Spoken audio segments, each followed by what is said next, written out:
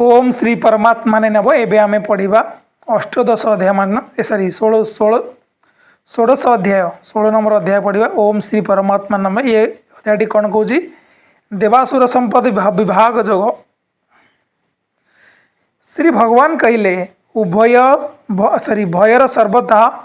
अभाव अंतकण पूर्ण निर्मलता तत्वज्ञान पर ध्यान जुगर निरंतर दृढ़ स्थिति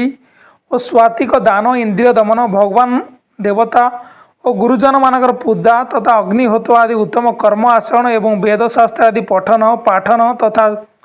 भगवान नाम और गुण कीर्तन स्वधर्म पालन पर कष्ट सहन एवं शरीर तथा इंद्रिय मानक सहित अंतकरण सरलता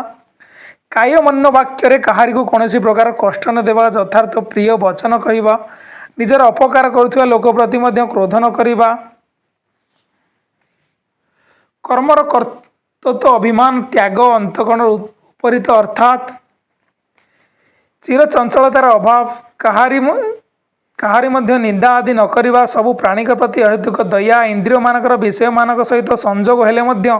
से आसक्ति न होगा कोमलता लोकाचार और शास्त्र विरोधी आचरण लज्जा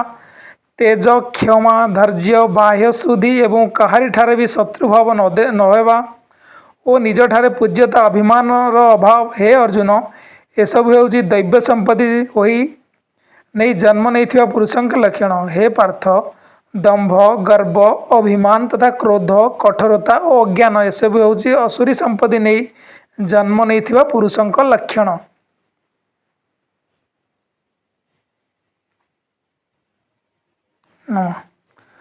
दैव संपदा मुक्तिप्रद और असुरी संपद बंधन कारक बोली स्वीकार करा जायछि। एणु हे अर्जुन तुम्हें शोक कर नहीं कारण तुम्हें देवी संपन्न नहीं जन्म होइछ। हे अर्जुन इह लोक भूत मान सृष्टि अर्थात मनुष्य समुदाय दुई प्रकार गोटे दैवी प्रकृतिर और अन्यटी असुरी प्रकृतिर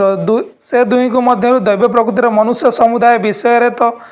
विस्तृत भाव में कहुई सारी वर्तमान तुम्हें असुरी प्रकृतिर मनुष्य समुदाय विषय में विस्तार पूर्वक मो ठारू शुण। असुर स्वभाव मनुष्य माने प्रभुति निर्वृत्ति यही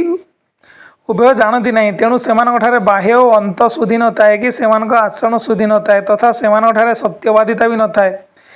सही असुरी प्रकृतिर मनुष्य माने कहती जे जगत आश्रय रहित सर्वदा असत्य और ईश्वर रहित यह केवल स्त्री पुरुषों संजोग निजे निजे उत्पन्न होइछ अतएव केवल काम ही यार कारण यह छड़ा आउ कौन अच्छी जो मैंने कौन जो मैंने असुरी संपद नहीं जन्म नहीं ए मिथ्या ज्ञान को अवलंबन करी जो मानकर स्वभाव नष्ट हो गलानी तथा जो मानकर बुद्धि मंद जो मानकर समस्तंकर अपकारी जो माने समस्तंकर अपकारी से कुरकर्मी मनुष्य मानकर सामर्थ्य केवल जगतर विनाश करने को ही होता है। सही दंभ मान मदयुक्त मनुष्य माने कौन प्रकार भी पूर्ण हो नथिबा कामना मान को आश्रय करी अज्ञानवशत मिथ्या सिद्धांत मान ग्रहण करी और भ्रष्ट आचरण धारण करी संसार विचरण करती तथा सेमाने मृत्यु पर्यंत रहुथिबा असंख्य चिंता को आश्रय करी विषय भोग परायण होई एतिकी सुख बोली मन करती शत शत आसपास आबद्ध होइतिबा से मनुष्य माने काम क्रोध परायण होई विषय भोग पाई न्याय अन्यायपूर्वक धनादि संग्रह करिवारे चेष्टारे लगी रही थांती से भावती मु आज यह पाईगली और एथर ही मनोरथ पूर्ण हो मो पाखे एतिकी धन अच्छी एवं आहरी एतक धन मोरी हो शत्रु मो द्वारा निहत होगला और अन्य शत्रु मानक मु मारिदेवी मु ईश्वर मु ऐश्वर्यवान मु समस्त सिद्धि युक्त बलवान तथा सुखी मु विराट धनी विशाल कुटुंबी मो समान आउ किए अच्छी मु यज्ञ करी दान देवी आमद प्रमाद करी यहीपर भाई अज्ञान मोहित अनेक प्रकार विभ्रांत चित्तता मोहरूपी जाल आबद्ध और विषय भाग में अत्यंत आसक्त असुर स्वभाव लोके मत अत्यंत अपवित्र नरक पड़ती निजे निजे को श्रेष्ठ मन कर से गर्वी पुरुष माने देखो आप देखुवे दुनिया रे बहुत लोक माने निजे निजे को श्रेष्ठ मन करती धन और मानर मदरे युक्त होई केवल नाम मात्र यज्ञ मानक द्वारा आडंबर पूर्वक शास्त्र विधि रहित जजन करती अहंकार बल गर्व काम और क्रोध परायण होई अन्य मानक निंदा करुथिबा सेही पुरुष माने निजर और अन्य मानकर शरीर अधिष्ठित तथा अंतर्जामी रूपी मोह सहित ही दोष करती से दोष करुथिबा पापाचारी और कुरकर्मी ନରାଧମାନଙ୍କୁ ମୁଁ ସଂସାରରେ ବାରମ୍ବାର ଅସୁରୀ ଯୋନି ମାନଙ୍କରେ ହିଁ ନିକ୍ଷେପ କରେ। ହେ ଅର୍ଜୁନ, ସେହି ମୂଢ଼ ଲୋକମାନେ ମୋତେ ନ ପାଇ ଜନ୍ମ ଜନ୍ମାନ୍ତରରେ ଅସୁରୀ ଯୋନି ହିଁ ପାଆନ୍ତି, ତାଠାରୁ ବି ଅତି ନୀଚ ଗତି ପାଆନ୍ତି, ଅର୍ଥାତ୍ ଘୋର ନରକରେ ପଡ଼ନ୍ତି। କାମ, କ୍ରୋଧ ଓ ଲୋଭ ନରକର ଏହି ତିନି ପ୍ରକାର ଦ୍ୱାରା ହିଁ ଆତ୍ମାର ବିନାଶ କରନ୍ତି, ଅର୍ଥାତ୍ ତାହାର ଅଧୋଗତି କରାଇ ଦିଅନ୍ତି। ଅତଏବ ଏହି ତିନୋଟିକୁ ତ୍ୟାଗ କରିଦେବା ଉଚିତ। ହେ ଅର୍ଜୁନ, ନରକର ଏହି ତିନି ଦ୍ୱାରରୁ ମୁକ୍ତ ହେଉଥିବା ପୁରୁଷ ନିଜର କଲ୍ୟାଣ ଆଚରଣ କରନ୍ତି, ଏହାଦ୍ୱାରା ସେ ପରମ ଗତି ପାଆନ୍ତି, ଅର୍ଥାତ୍ ମୋତେ ପାଆନ୍ତି।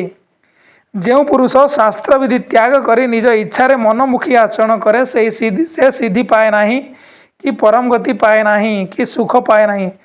ତେଣୁ ତୁମ ପାଇଁ ଏହି କର୍ତ୍ତବ୍ୟ ଅକର୍ତ୍ତବ୍ୟ ନିର୍ଣ୍ଣୟରେ ଶାସ୍ତ୍ର ହିଁ ପ୍ରମାଣ। ଏପରି ଜାଣି ତୁମେ ଶାସ୍ତ୍ରବିଧି ଦ୍ୱାରା ନିୟତ କର୍ମ ହିଁ କରିବା ଉଚିତ। ଏଠାରେ କ'ଣ ସାତ୍ୱକୀ और ତାମସୀ ପୁରୁଷଙ୍କ ବିଷୟରେ,